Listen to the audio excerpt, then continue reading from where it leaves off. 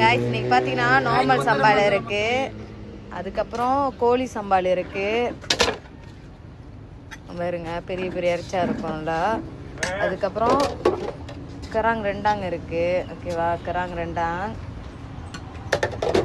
அதுக்கப்புறம் இது வந்து சாடின் சம்பால், கோழி பொரியல்.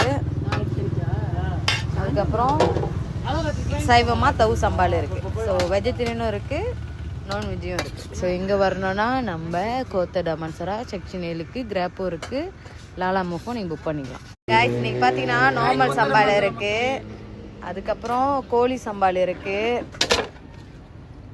பாருங்க பெரிய பெரிய இறைச்சா இருக்கும்ல.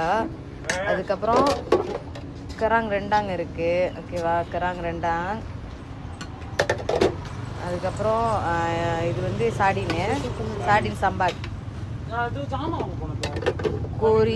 கோழி பொரியல்.